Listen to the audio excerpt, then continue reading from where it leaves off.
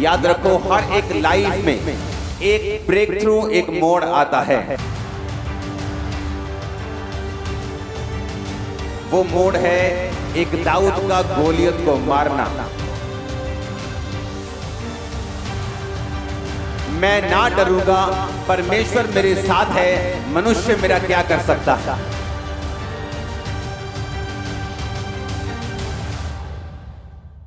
उठाओ अपने हाथों को, ऊंची आवाज में गैर भाषा में प्रार्थना करेंगे हर एक जन।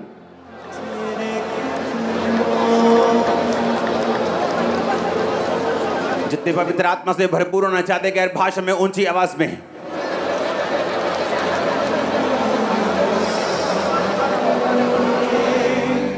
न कोई मोड़ा जो होवे में तो भूले कोई ओ कर देना माफे लहू ओदा धोके मैनू कर देगा साफ जो होवे में तो भूले कोई ओ कर देगा माफे लहू ओदा धोके मैनू कर देगा साफ। खुदावंद, आज जितने लोग तेरे वचन को सुने उनकी लाइफ सेम ना रहे। आमीन। ऊंचा ये आशीष आपकी है।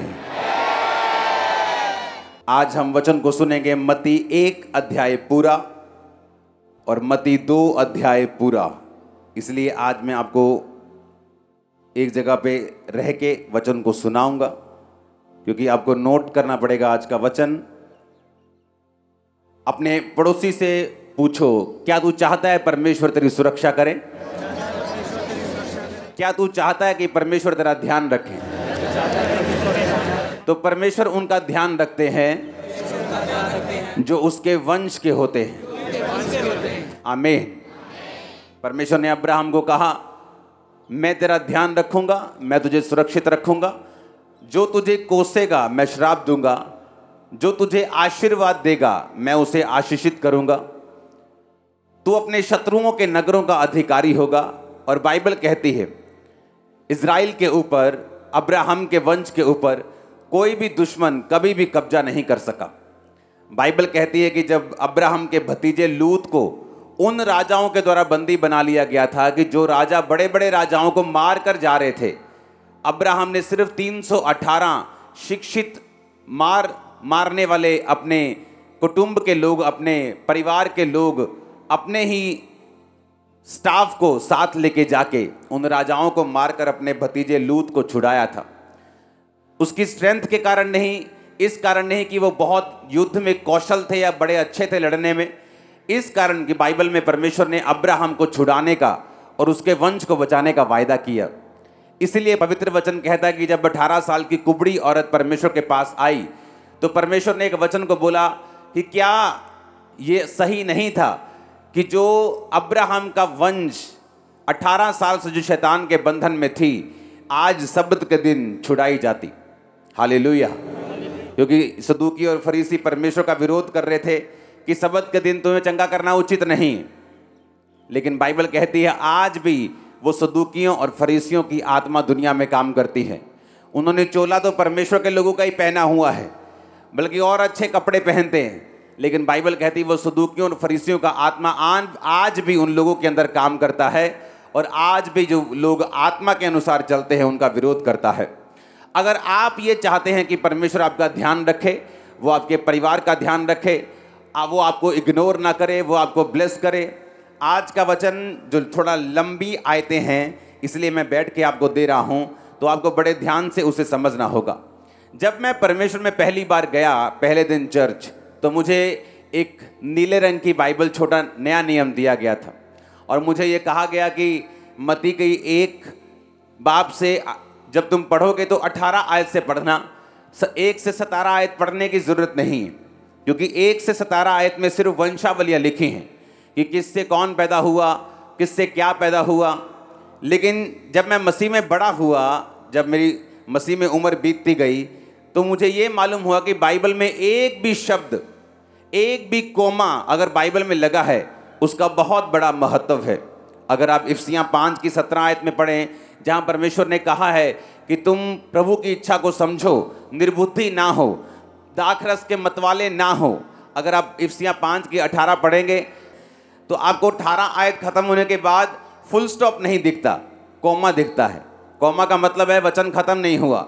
अगर परमेश्वर ने आपको बोला है पवित्र आत्मा से परिपूर्ण होते जाओ, तो ये आपकी जिम्मेवारी है पवित्र आत्मा से परिपूर्ण होना। जो लोग परमेश्वर को बोलते परमेश्वर तू मुझे पवित्र आत्मा से परिपूर्ण क्यों नहीं करता, तू मुझे पवित्र आत्मा से क्यों नहीं भरता, जबकि वचन क्या कहता है? पौलुस कहता है कि तुम दाखरस के मतवाले ना हो, यानी कोई भी ऐसा काम ना करो जो शारीरिक हो, और पवित्र आत्मा से परिपूर्ण होते जाओ। और आगे कोमा है। 19 आयत जब शुरू होती है तो 18 आयत खत्म होने के बाद कोमा लगा, बिंदु नहीं लगा, फुल स्टॉप नहीं लगा, जिसका मतलब यह है परमेश्वर ने आपको बीच में नहीं छोड़ा।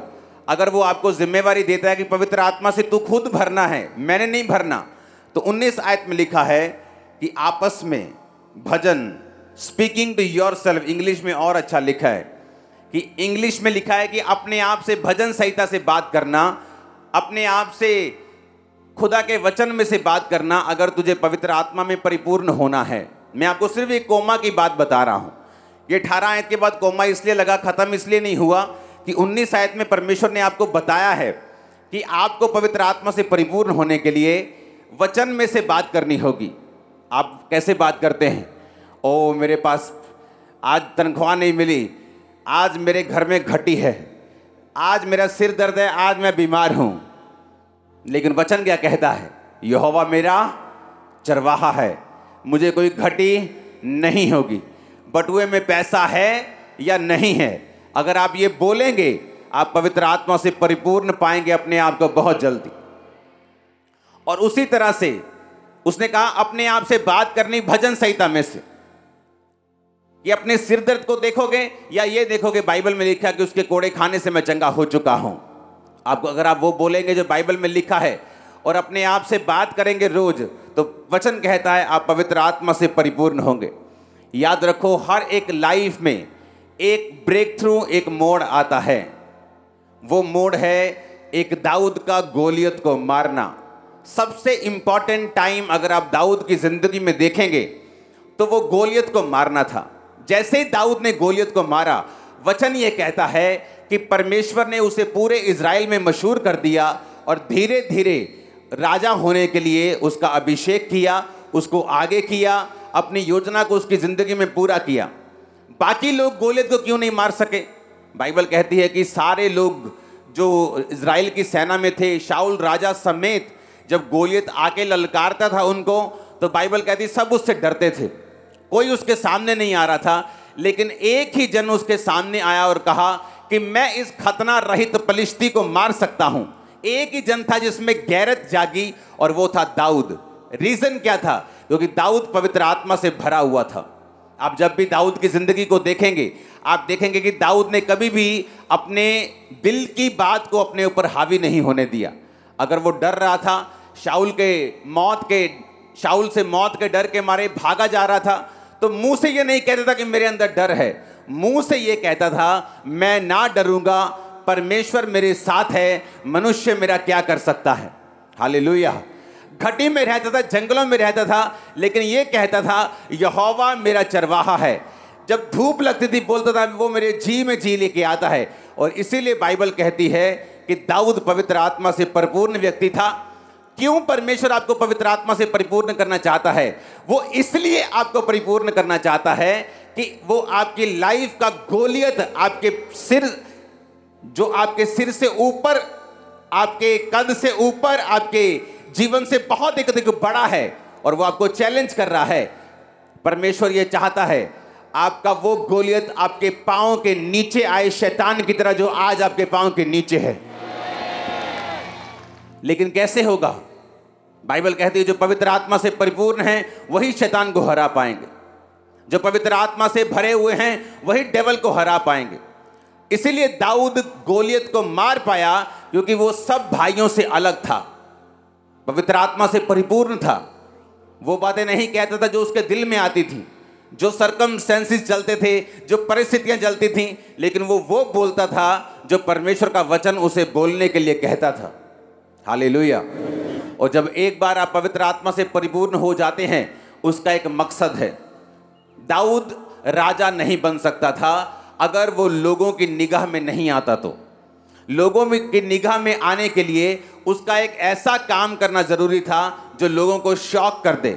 वो काम कभी नहीं हो सकता था अगर दाऊद पवित्र आत्मा से परिपूर्ण ना होता। दाऊद पवित्र आत्मा से परिपूर्ण कभी ना होता अगर वो परमेश्वर के वचनों को अपनी लाइफ की विपरीत परिस्थितियों में बोलना ना जानता। हालेलुया। कितनों को समझ आ रही है आज का वचन? आपकी लाइफ में कुछ ऐसे परमेश्वर ने काम रखे हैं जो आप जैसे ही पवित्र आत्मा से परिपूर्ण होंगे, वो विक्ट्रीज, वो जीत आपको मिलती है। मैं बहुत सारे लोगों को बोलता हूं, आप गलती करते हैं अपने परिवार को, अपना परिवार मतलब अपना जो क्लोज परिवार होता है, माँ बाप, भाई बहन, पत्नी, बच्चे, आप गलती करते हो जो बाइबल लेके उनसे बहस करते हो, उनको बताने की कोशिश करते हो कि यीशु मसीह परमेश्वर है। क्योंकि कई आशीषें आपकी ऐसी होती हैं, आपके परिवार की कई साल्वेशन ऐसी होती हैं जो आपकी ब्लेसिंग्स को देख के होती हैं। आपका परिवार कुछ मेंबर ऐसे होते हैं जो आपके ऊपर जब तक खुदा का हाथ नहीं देख लेते तब तक वो परमेश्वर में नहीं आते। इसलिए बहुत से लोग अपनी फैमिली की साल्वेशन का इंतजार करते रहते हैं, अपनी फैमिली से बहस करते रहते हैं, भाई साहब आप प्रभु में क्यों नहीं आते, बहन तू प्रभु में क्यों नहीं जाती। लेकिन वो ये कभी नहीं सोचते, बाइबल कहती है तू बच, तेरा घराना बचाया जाएगा। और बचना कैसे है? बाइबल कहती है जो पवित्र आत्मा से परिपूर्ण ही नहीं हुआ वो अभी तक मेरे ख्याल में तो बचा नहीं है, और बाइबल के वचन के मुताबिक भी वो बचा नहीं है। इसीलिए परमेश्वर ये चाहता है कि आप लोग पवित्र आत्मा से परिपूर्ण हो, ताकि आपकी लाइफ का गोलियत जब मरे, आपकी लाइफ में एक बड़ी टेस्टिमनी पैदा हो। आपका परिवार मसीह में आए, समाज मसीह में आए, लोग आपको स्वीकार करें, परमेश्वर की मर्जी और उसका प्लान आपकी लाइफ में पूरा हो। और आज रात को खुदावंद का आत्मा आपको विजन देगा, एंजल आपको दर्शन देंगे, पवित्र आत्मा से परिपूर्ण करेंगे। आमीन। मेरे को ऊंचे वाला चाहिए चर्च। Hallelujah, hallelujah. वो अपने वंश को पवित्र आत्मा से भरता है, लेकिन कौन सा वंश? जब मेरे को बाइबल दी गई तो बोला 1 से 17 आयत मत पढ़ना, लेकिन जब मैंने पढ़ा तो सारे भेद ही उसमें, खजाने उसमें छुपे हुए। अब्राहम की संतान, दाऊद की संतान, यीशु मसीह की वंशावली। मत्ती 1 उसकी 1 आयत। 2 आयत में लिखा अब्राहम से इसहाक उत्पन्न हुआ, इसहाक से याकूब उत्पन्न हुआ, याकूब से यहूदा और उसके भाई उत्पन्न हुए। अब्राहम से लेकर दाऊद तक 14 पीढ़ी हुई। दाऊद से लेके जब बेबुलीन ने उनको बंदी बना लिया 14 पीढ़ी हुई। बंदी बनाने के बाद मसीह के जन्म तक 14 पीढ़ी हुई। इसलिए मैं कहता हूं वो पीढ़ियों को कंट्रोल करता है, वो पॉपुलेशन को भी कंट्रोल करता है, वो छोटी से छोटी चीज का भी ध्यान रखता है। वो आपका ध्यान क्यों नहीं रखता होगा? अब्राहम से लेकर दाऊद तक 14 पीढ़ी। 17 आयत पढ़ो। इस प्रकार अब्राहम से दाऊद तक 14 पीढ़ी, दाऊद से बेबुलीन को बंदी होकर पहुंचाए जाने तक 14 पीढ़ी, बंदी होकर बेबुलीन को पहुंचाए जाने के समय तक, मसीह तक 14 पीढ़ी। एक एक सेकंड खुदावंद के कंट्रोल में है। आपकी लाइफ, आपका फाइनेंस, आपकी फैमिली, आपके बच्चे, आपकी हर एक चीज परमेश्वर के हाथों में है। अगर आप परमेश्वर में सही रीति के साथ चलते हैं, आप सेम नहीं होंगे। वो आपका ध्यान रखेगा, वो आपको बचा के रखेगा, उचित समय पर आपको बढ़ाएगा भी, गवाहियों के साथ लेके भी आएगा। आमीन। ऊंचाई ये आशीष आपकी है। अब यहां पे लिखा अब्राहम से इसहाक और इसहाक से याकूब उत्पन्न हुआ। अब्राहम से इस्माइल क्यों नहीं लिखा? इसहाक से एसाव क्यों नहीं लिखा? क्योंकि इसहाक के 2 बच्चे हुए थे, एसाव और याकूब। लेकिन जब वंशावली लिखने का समय आया कि किस वंशावली से जीसस क्राइस्ट पैदा होंगे, तो एसाव का नाम वहां नहीं था। क्योंकि बाइबल कहती है जब उसका भाई दाल पका रहा था, रोटी पका रहा था, तो एसाव उसके पास आके बोला, हे भाई, ये रोटी और ये दाल मुझे दे दे, मैं भूख से मर रहा हूँ। याकूब ने कहा, अगर तू पहलौठे होने का अधिकार मुझे बेच दे, क्योंकि वो था तो जुड़वा लेकिन पहले पैदा हुआ था, तो टेक्निकली बड़ा भाई था। तो उसने कहा कि अगर तू अपने बड़े होने का पद मुझे बेच दे तो मैं ये रोटी और दाल तुझे दे दूंगा। उसने कहा, इसमें कौन सी बड़ी बात है, बड़े होके भी तू, मैं क्या कर लूँगा, मैं धनुष चलाने वाला बड़ा ही तेज मर्दाना इंसान हूँ, मुझे कुछ ज़रूरत नहीं, ताकतवर इंसान हूँ, ले पहलौठे होने का पद तेरा, ये मेरे को दाल और तू रोटी दे। और बाइबल कहती है वो खाकर अपने पहलौठे होने के पद को तुच्छ समझकर चला गया। और जब वंशावली लिखने का समय आया तो परमेश्वर ने याकूब से उत्पन्न होने का फैसला किया। बाइबल कहती है याकूब से यहूदा, यहूदा के वंश से जीसस क्राइस्ट पैदा हुए। और इसीलिए एसाव का नाम वहाँ नहीं है, क्योंकि जितने विश्वासी अपने शरीर के अनुसार चलते हैं वो कभी भी परमेश्वर के ब्लड लाइन में नहीं जुड़ सकते। आज भी अगर चर्च में लोग बैठे हैं तो सारे जीसस क्राइस्ट के ब्लड लाइन में नहीं हैं, क्योंकि हर एक जन जो आत्मा के अनुसार नहीं चलता, बाइबल के मुताबिक वो परमेश्वर के ब्लड लाइन में जुड़ा नहीं हुआ। जो शरीर के अनुसार चला, कौन? इसहाक का बेटा बड़ा एसाव शरीर के अनुसार चला, परमेश्वर ने अपने ब्लड लाइन से बाहर किया। आज चर्च में लोग बैठे हैं, है तो जीसस क्राइस्ट के संतान, उनका दादाजी बिशप हैं, उनका पापा चाचा पास्टर हैं, खुद 20 साल से क्रिश्चियन हैं, लेकिन अगर शरीर के अनुसार चल रहे हैं तो मेरा यकीन रखना परमेश्वर आपको अपने वंश में नहीं गिनता। आप क्रिश्चियन नहीं हैं बाइबल के मुताबिक। उसने कहा इसहाक से याकूब उत्पन्न हुआ, एसाव का नाम तक नहीं लिया, क्योंकि परमेश्वर उसको जानता नहीं। बाइबल कहती है अगर शरीर के अनुसार चलोगे तो मरोगे। आज परमेश्वर किनका ध्यान रखता है? जो आत्मा के अनुसार चलते हैं। इसलिए परमेश्वर ने कहा आत्मा के अनुसार चलोगे तो जियोगे। कहां पर जियोगे? अपने फाइनेंस में, अपनी लाइफ में, अपनी फैमिली में, अपनी आत्मिक जिंदगी में, अपने घराने में, अपनी मैरिड लाइफ में, अपनी सेवकाई में, तुम सब जगह जियोगे, तुम मरोगे नहीं अगर तुम आत्मा के अनुसार चलोगे। अगर शरीर के अनुसार चलोगे तो मर जाओगे। तुम शरीर में तो जीवित हो सकते हो, पर मरे हुए होगे फाइनेंस में, अपने सेहत में, अपने परिवार में, अपनी रिलेशनशिप में, अपनी आत्मिक लाइफ में, अपनी सेवकाई में। हालेलुया। अपने पड़ोसी को बोलो जितने शरीर के अनुसार चलते हैं वो उसके वंश के नहीं हैं। इसलिए परमेश्वर ने लिखा है इसहाक से याकूब उत्पन्न हुआ। ऊंची आवाज में आमीन बोलो, ऊंची आवाज में आमीन बोलो। Hallelujah, hallelujah. हमें यह देखना है कि हम शरीर के अनुसार चल रहे हैं कि नहीं। एसाव शरीर के सामने झुका, भूख बर्दाश्त नहीं हुई। कुछ लोग झुक जाते हैं व्यभिचार के सामने कि व्यभिचार का अटैक बर्दाश्त नहीं हुआ जी, हमने कुछ देख लिया, हमने कुछ कर लिया। आप यीशु मसीह के वंशावली में नहीं हैं। अगर आप उसकी वंशावली में रहना चाहते हैं, उसकी ग्रेस के नीचे रहना चाहते हैं, आपको ये मालूम होना चाहिए कि जो शरीर के सामने झुक देंगे, झुक जाएंगे, अपने आप को झुका देंगे, वो परमेश्वर की वंशावली के नहीं हैं। वो शरीर के अनुसार चलने वाले हैं और वो जीवन उनके अंदर नहीं है।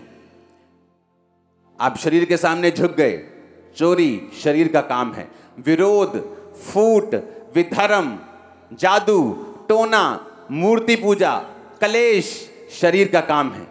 चोरी, व्यभिचार शरीर का काम है। ईर्खा शरीर का काम है। तो परमेश्वर ने कहा जो शरीर के काम के नीचे हैं वो वंशावली के नहीं हैं।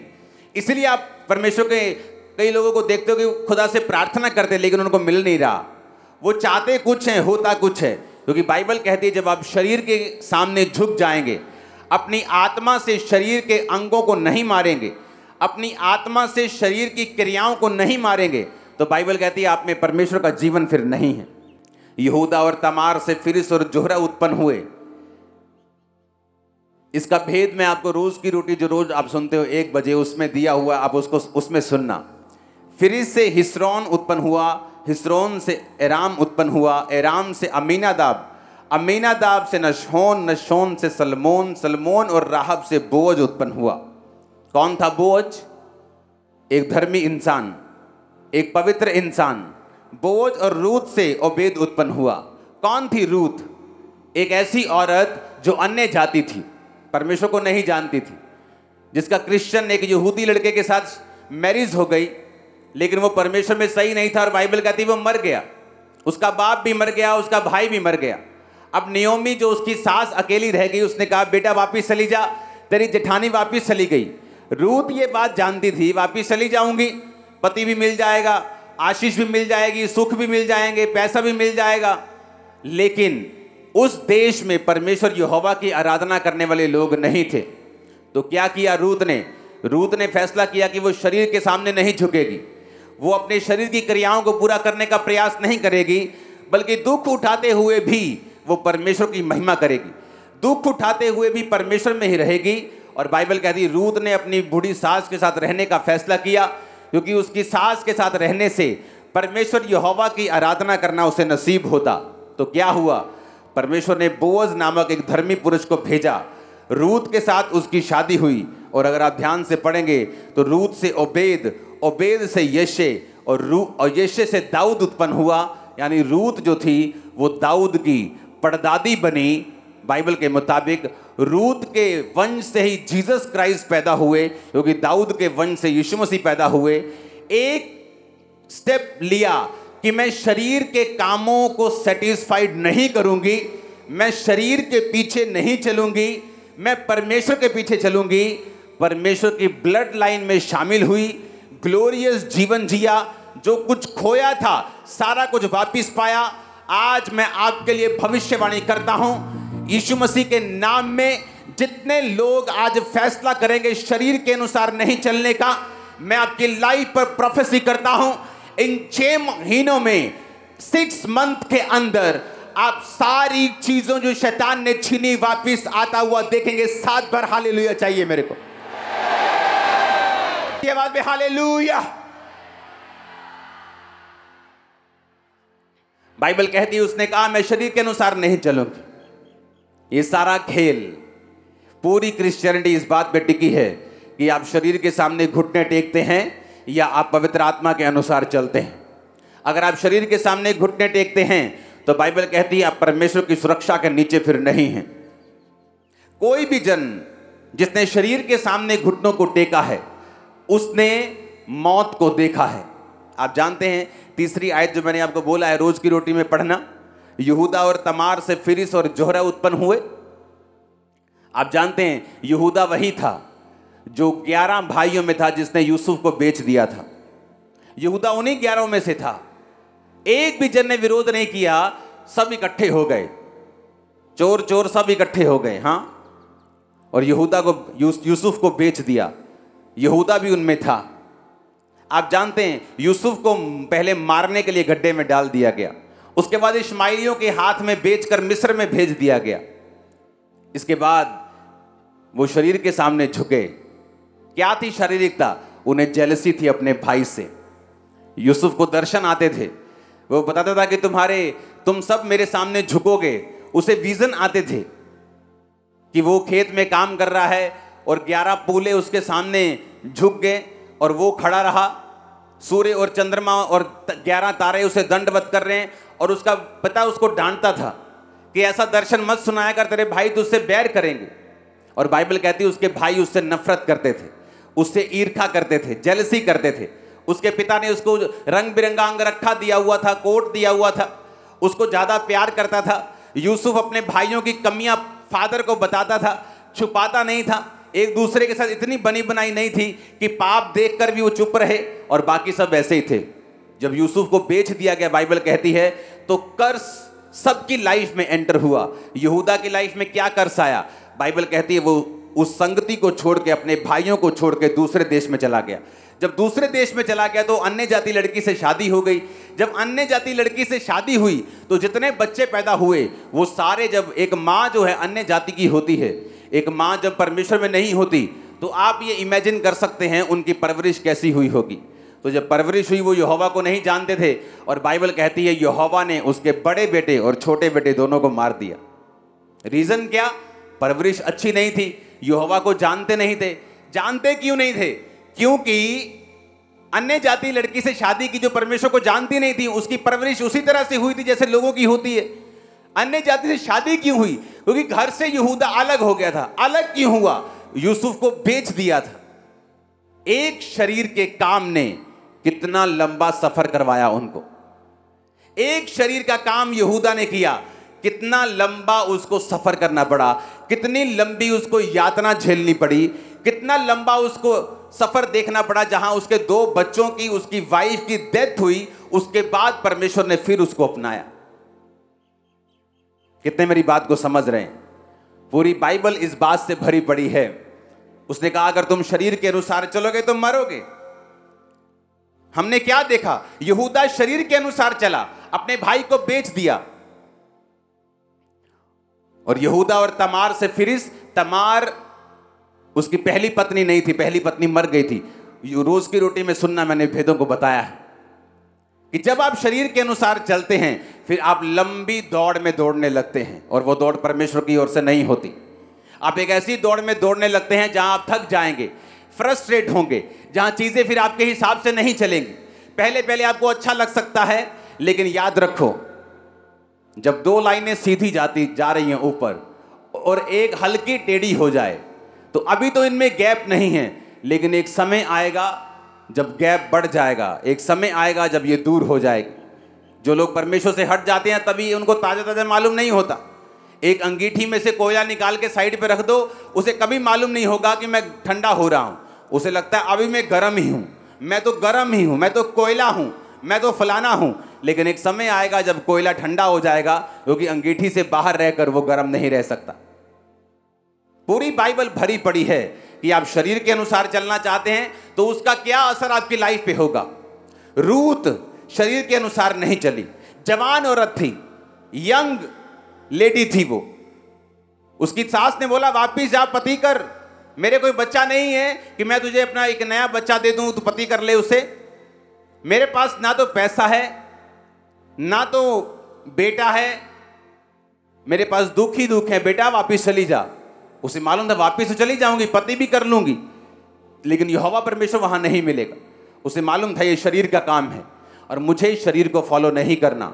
एज ए क्रिश्चियन आपको शरीर को फॉलो नहीं करना, आंखों को फॉलो नहीं करना, डिजायर्स को फॉलो नहीं करना, इच्छाओं की पूर्ति जो शारीरिक है उन्हें पूरा नहीं करना, क्योंकि फिर आप एक लंबी दौड़ में निकल जाएंगे और वो दौड़ परमेश्वर की ओर से नहीं होगी।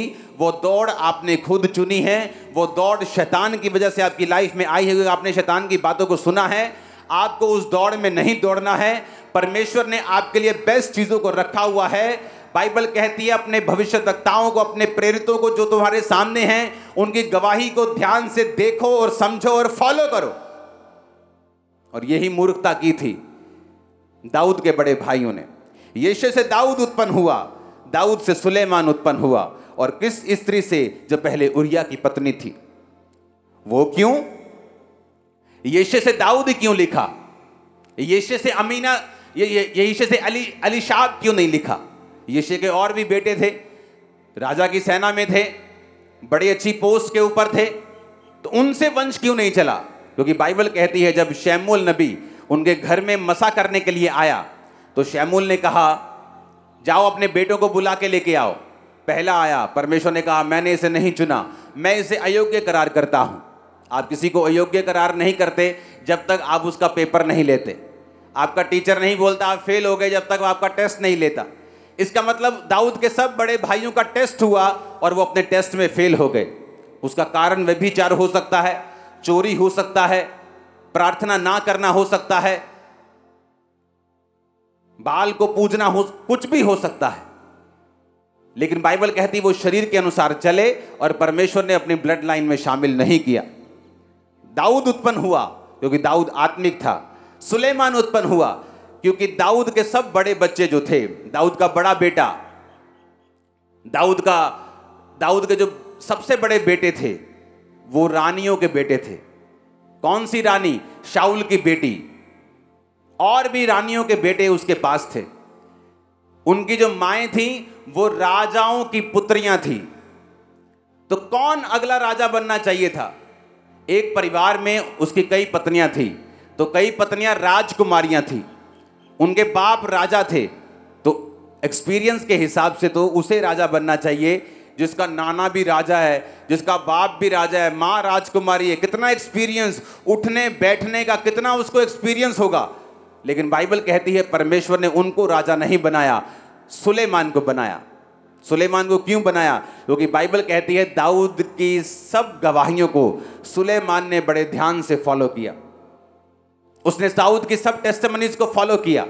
उसने दाऊद के द्वारा सारे कामों को, जो दाऊद 7 बार दिन में स्तुति करता था, परमेश्वर में खड़ा रहता था, पाप में नहीं रहता था, अपने गिफ्ट पे घमंड नहीं करता था कि मैं राजे का धोता हूं, मैं राजकुमारी का बेटा हूं, मेरा बाप दाऊद राजा है तो मैं ही राजा बनूंगा।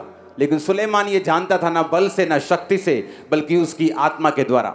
आज सेवकाई में अगर आप देखेंगे कौन लोग कामयाब हैं, वो लोग नहीं जो गिफ्टेड हैं, जो प्रोफेशनल हैं, जिनको काम करना आता है, वो लोग कामयाब हैं जो पवित्र आत्मा से चलते हैं, अपने दासों की बात को सुनकर रिस्पॉन्ड करते हैं, उनके अधीन रहते हैं, पवित्र आत्मा के द्वारा दिए गए कामों को करते हैं।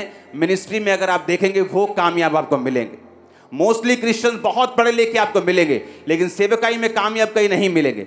रीजन, सेवकाई में कामयाबी आपके एक्सपीरियंस से नहीं आती, आपकी ओबीडियंस से, आपकी आत्मिकता से आती है, आत्मा के अनुसार चलने से आती है। जोर से हालेलुया बोलो एक बार फिर से। अब यहां भी उन लोगों को पीछे छोड़ दिया गया जो शरीर के अनुसार चले। दाऊद के बड़े बेटे शरीर के अनुसार चले, पीछे छोड़ दिए गए। सुलेमान शरीर के अनुसार चला, आत्मा के अनुसार चला और शरीर के अनुसार नहीं चला, तो बाइबल कहती ब्लड लाइन में शामिल हुआ। मैं फिर आपसे कहता हूं, कौन आज इस जीसस क्राइस्ट का रियल वंश है? आप में बैठे 50% लोग जीसस क्राइस्ट के रियल वंश होंगे, बाकी 50% अगर शरीर के अनुसार चल रहे हैं तो नाम पीटर जॉन हो सकता है, चर्च में 7 साल से हो सकता है आ रहे हों, लेकिन परमेश्वर आपको अपने वंश में नहीं गिनता, और ये रियलिटी है। कितने मेरी बात को समझ रहे हैं? आगे बढ़ेंगे। आसा से यहोशाफात उत्पन्न हुआ, यहोशाफात से योराम उत्पन्न हुआ, योराम से उज्जिया, उज्जिया से योताम, योताम से आहाज, आहाज से हिजकिया, हिजकिया से मनश्शा उत्पन्न हुआ। हिजकिया कौन था मालूम है? वही जिसको परमेश्वर ने कहा था तेरी उम्र खत्म हो गई, तुझे जो बीमारी है ये मौत के लिए है, अपने घराने को आज्ञा दे, उसके बाद मेरे पास आ जा। बाइबल कहती है उसने दीवार की ओर मुंह फेर कर परमेश्वर से प्रार्थना की, प्रभु मैं सही तरह से तन मन से तेरे साथ चलता आया हूं और मैं अभी मरना नहीं चाहता। तो वचन कहता है परमेश्वर ने उसकी प्रार्थना को सुना, उसके रिकॉर्ड को चेक किया। आपका पास रिकॉर्ड क्या है मायने रखता है। एक कंपनी में 2 जने गलती करें, दोनों को सजा अलग अलग हो सकती है, क्योंकि दोनों का पास रिकॉर्ड मायने करता है। एक ने कभी गलती नहीं की और बॉस के साथ सदा वफादार रहा है, और दूसरा हमेशा गलतियां करता रहा है। जो सदा गलतियां करता रहा है, हो सकता है उस गलती की वजह से वो सस्पेंड हो जाए, लेकिन जो पहली बार गलती की है उसे माफी मिल जाए। अपना रिकॉर्ड सेट करो। क्या बोलेगे परमेश्वर को इमरजेंसी के दिन के टाइम?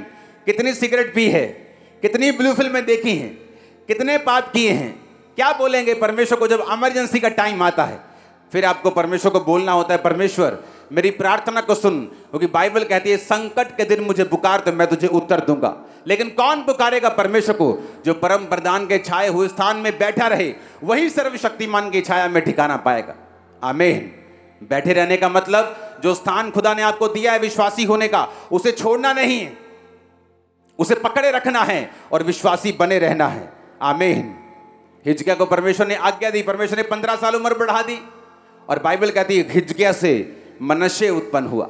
अगर आप बाइबल की स्टोरीज को ध्यान से पढ़ेंगे तो बाइबल में मनश्शे जो है, ये वाला मनश्शे, वो याकूब का बेटा मनश्शे नहीं।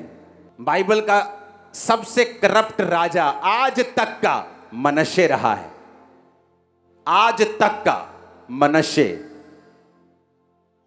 इसने इतने पाप करवाए इजराइलियों से, इतने शरीर के काम करवाए, बाइबल कहती है।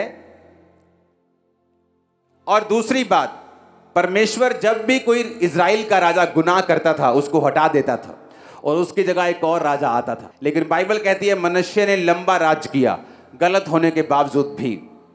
कई बार आपको लगता है कि ये बंदा गलत चल रहा है सेवकाई में तो भी फलवंत हो रहा है, ये आदमी गलत चल रहा है तो भी आशीष पा रहा है, लेकिन मनश्शे के टाइम पे परमेश्वर ने ये सोच लिया कि जो भवन मेरा बना है और ये इज़राइल की प्रजा, बेबीलोन तुम्हें बंदी बनाएगा, इस भवन को तोड़ देगा और तुम सब लोग अपने राजा के अधीन नहीं, अब दूसरे राजा के अधीन हो गए। और बाइबल कहती है इज़राइल की सबसे बड़ी विपत्तियों में से एक विपत्ति मनश्शे के बाद आई, जब उसने शरीर के कामों को इज़राइल में करवाया। परमेश्वर हिसाब लेता है। उसने मनश्शे का हिसाब एकदम से नहीं किया, मनश्शे को एकदम से नहीं हटाया, लेकिन बाइबल कहती है उसके शरीर के कामों का बदला पूरे इज़राइल ने चुकाया।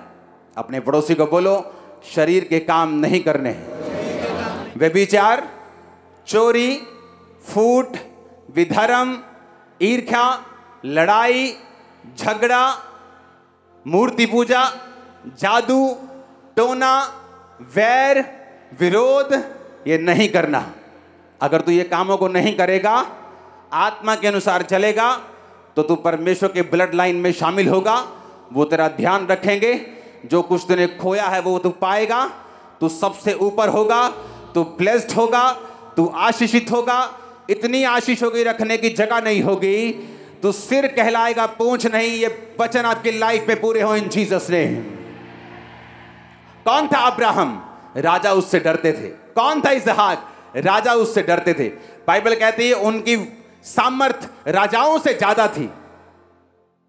और वही परमेश्वर आपको देना चाहता है। वो आपको प्रभावशाली करना चाहता है, सामर्थी करना चाहता है, चंगा करना चाहता है, ब्लेस्ड करना चाहता है, आपके परिवार को बचता हुआ देखना चाहता है। आमीन ऊंचे वाला चाहिए चर्च। पूरी बाइबल अगर आप पढ़ेंगे आपको यही समझ आएगा कि जो शरीर के कामों में फंसे एक लंबे सफर पे निकल गए जो परमेश्वर की ओर से नहीं था। एक थकाने वाला सफर, एक पहाड़ों वाला सफर होता है जहां आप नज़ारे लेते हुए जाते हैं, चाय पीते हुए, मैगी खाते हुए पहाड़ों की। हाँ, तो एक सफर होता है जब आप धक्के खाते हुए, आप पसीने में लोटपोट होते हुए, बुखार हो गया जाते हैं, एक वो सफर है। अगर आप धर्मी हैं तो परमेश्वर नज़ारों के साथ आपको लेके जाएगा। अगर शरीर के अनुसार चलते हैं तो आप सोच लीजिए उन लोगों का क्या हुआ जो शरीर के अनुसार चले। अपने हाथों को उठा, अपने घुटनों पे आओ, ऊंची आवाज से बोलो, परमेश्वर मैं तौबा करता हूं, आज से मैं शरीर के अनुसार नहीं आत्मा के अनुसार चलूंगा। ऊंची आवाज में अपने हाथों को उठाते हुए अपने गुनाहों की क्षमा मांगो ऊंची आवाज में। याद रखो, जब भी आप शरीर के अनुसार चलेंगे एक डाउनफॉल आएगा, और जब भी आत्मा के अनुसार चलेंगे आप ऊपर की ओर निकलेंगे। तो आपका ऊपर जाना या नीचे आना आपके हाथ में है, शैतान के या परमेश्वर के हाथ में नहीं। आज से वायदा करेंगे अपने हाथों को उठाकर कि प्रभु आज से मैं शरीर के अनुसार नहीं, मैं आत्मा के अनुसार चलूंगा। ऊंची आवाज में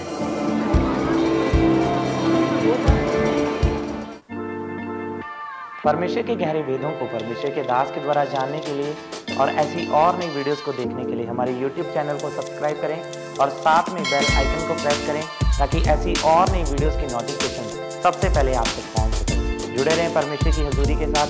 गॉड ब्लेस यू।